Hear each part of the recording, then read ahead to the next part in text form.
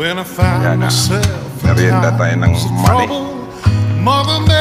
Maning sariwa. Oh, diba guys? Sarap niya. Pang matalino daw ito.